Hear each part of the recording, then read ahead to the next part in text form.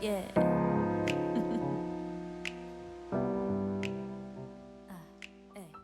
Hi everyone, my name is Lindsay Adamski and I'm a 5th year senior at Northwestern on the women's swim and dive team. And I'm coming to you from Heartland, Wisconsin, which is a small town right outside of Milwaukee. And as I was preparing for this devotional, I really felt like God was putting Mark 6:35 through 44 on my heart to share. So before we get started, I just want to give a little bit of context to what we're about to read. So this is the famous feeding of the 5,000. And prior to what we're going to read, Jesus had just sent his disciples out to go and preach and turn hearts towards him. And now the disciples had just come back and they were sharing with Jesus all the fruit that God used them to produce. So they were really tired from their journeys, and Jesus had gotten them and they were going to go and rest. And as they were on their way to go and rest, they were met by a large crowd of people, and Jesus stopped and had compassion on them and was teaching them. And so we're going to pick up kind of towards the end of that. So again, it's Mark 6:35 through 44.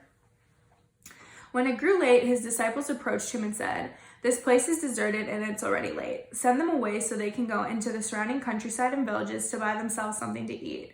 "You give them something to eat," he responded. They said to him, "Should we go and buy 200 denarii worth of bread and give them something to eat?" He asked them, "How many loaves do you have? Go and see." When they found out, they said 5 and 2 fish. Then he instructed them to have all the people sit down in groups on the green grass.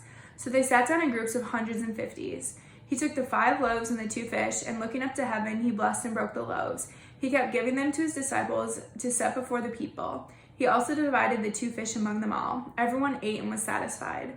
They picked up 12 baskets full of pieces of bread and fish. Now those who had eaten the loaves were 5,000 men. So at the beginning, we see it's getting late, and the disciples say that they should send the people away to go and get food because they're probably getting hungry at this point. And Jesus says, "No, we're going to feed them." And the disciples respond with what I imagine to be probably a pretty sassy response. They say in verse 37, "Should we go and buy 200 denarii worth of bread and give them something to eat?" So this is probably equivalent to about a year's wages. And so to them, especially on a ministry budget, this just did not seem like a good use of their resources. And even if they did use these resources to buy food, it would probably only be enough for like a snack for all of these people, because there were so many people there. And so Jesus says, "No, go and find what we have here." So they find the 5 loaves and the 2 fish. And in the other gospels, we hear that this comes from a small boy and that they were barley loaves. And so barley is a simple grain. And so in that time, people who were poor tended to eat barley. So it's very likely that this boy had just given all that he had to the disciples. And so he put his faith in Jesus and trusted Jesus to use what he had and multiply it. And I would ask you, if Jesus asked you to give everything up, would you have enough faith and trust in him to do that like this little boy did?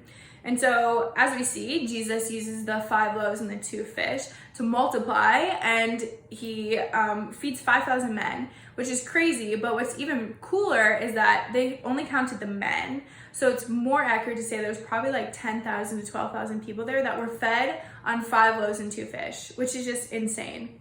And so not only that were they fed, but they were satisfied. We see in verse 42, everyone ate and was satisfied. And so Jesus doesn't just provide enough so that they're not hungry anymore, but he satisfies, and he does that in our lives too.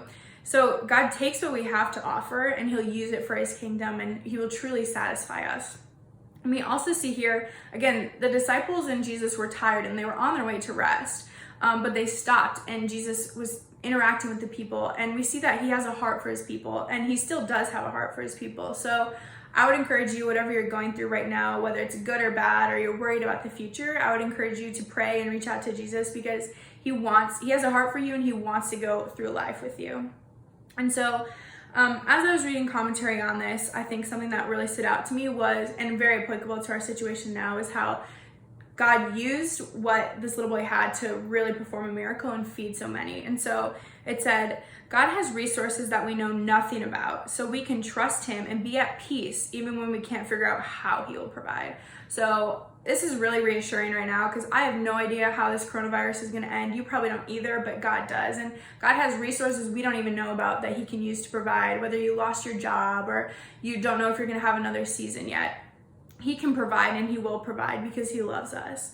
And so just the ending thought, we're going to look back eventually on this time and think about all this free time we had. And are you going to be able to say that you watched a lot of Netflix shows, which is really awesome, or are you going to be able to say that you grew in your relationship with God?